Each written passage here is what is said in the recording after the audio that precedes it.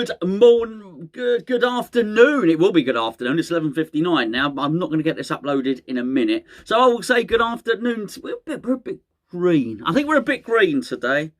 Hold on. Let's see what we can do. Let's see.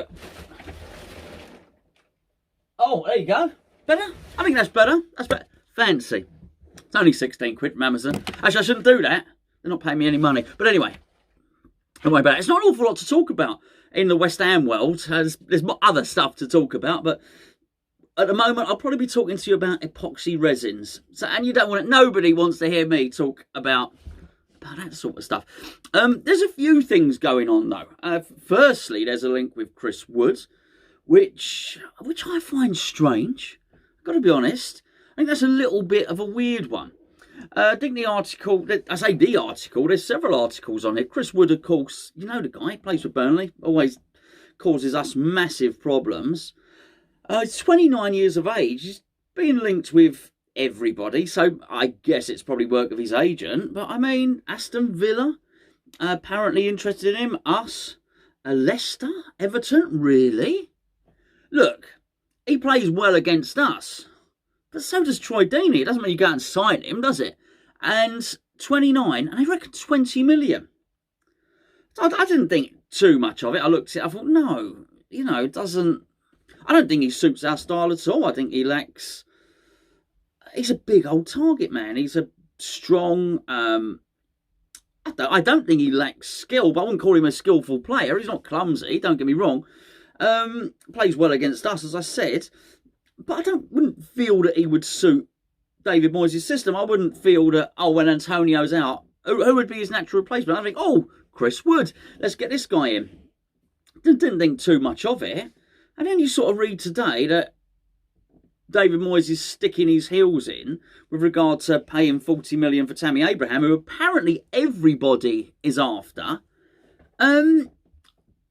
So he might go for Chris Wood as his backup, as his second choice. I don't believe it. That can't be right. Look, hopefully you saw Gio's video about Moyes keeping the leaks to a minimum the other day, and I do believe that. I believe that to be the case. I don't think an awful lot gets out. And the more I thought about it, actually, how much notice did we get about Dawson coming in? Not a lot. Soufal, hardly anything. Souček, hardly anything. I don't class Benrahma like that because everyone was linking Benrahma with everybody. And I think it's easy. I just think naturally, because Moyes has openly stated that he would quite like to get players from the Championship, I think automatically as soon as there's somebody performing well in the Championship, they just get linked to us. So I think that happens anyway. But actually for someone to say, oh no, this is our number one target, this is who we're getting, I think he has pretty much stopped the leaks, So there could be people just desperate to make. I mean, you heard Gio speak about the Alexis Sanchez.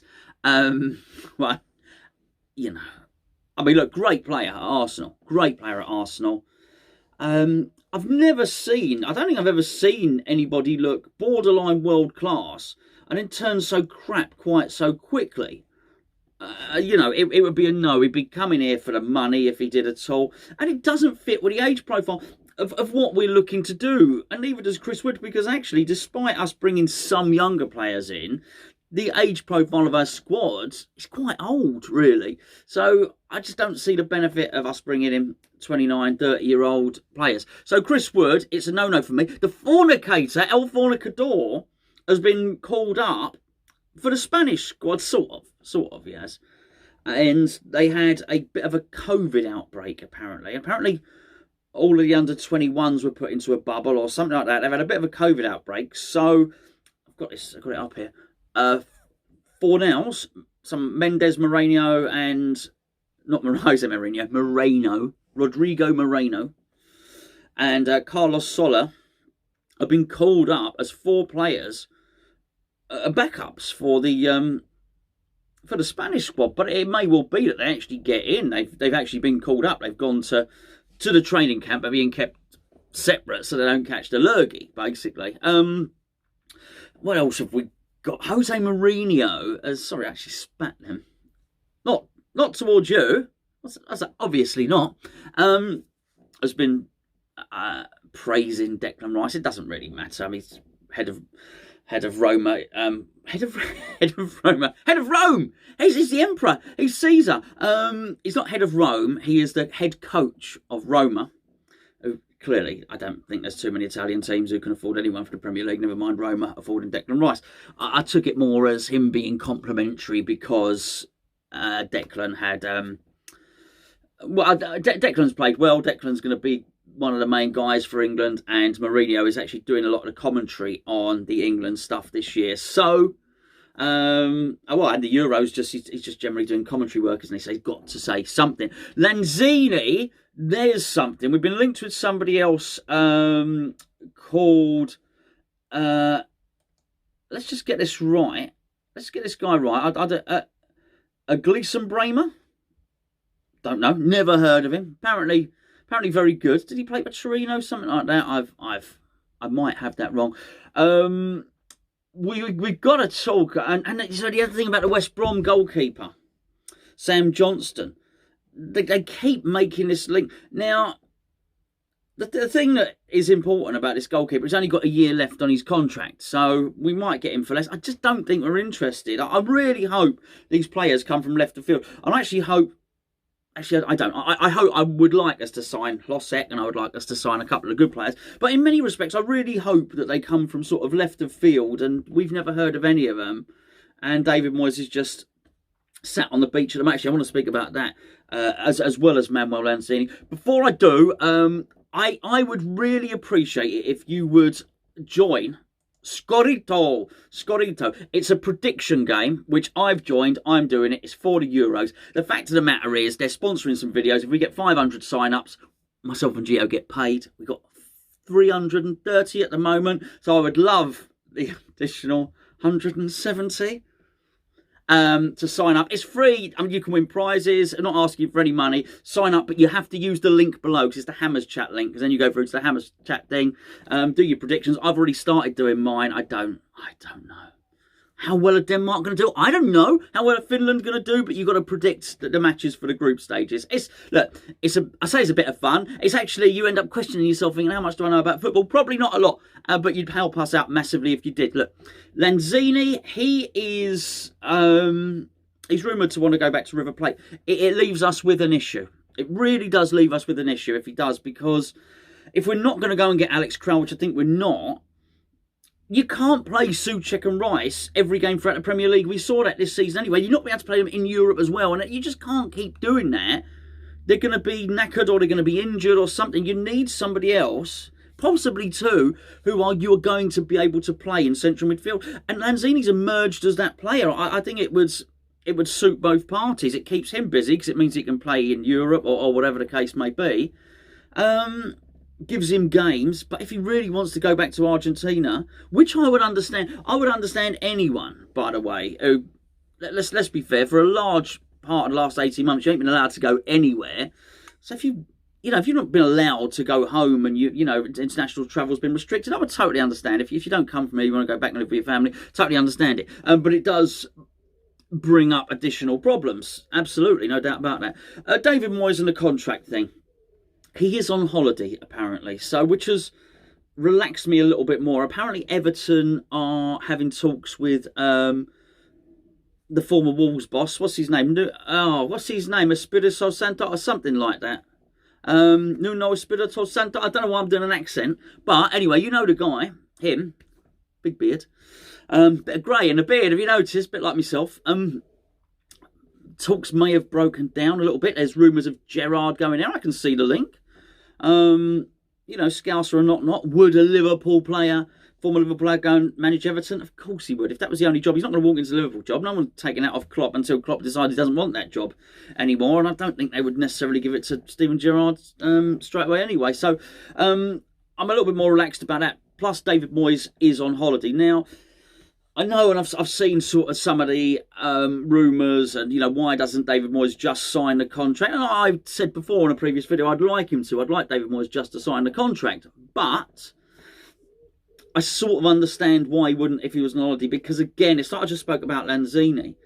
This is clearly Mr. and Mrs. Moyes' first holiday, like for everybody, in a long, long time, and I wouldn't blame Mrs. Moyes if she turned around to Davy Boy, Davylicious, and said, can we just, for this, can we just put our feet up? Can we just go to the beach? Can we just not deal with any football for a week?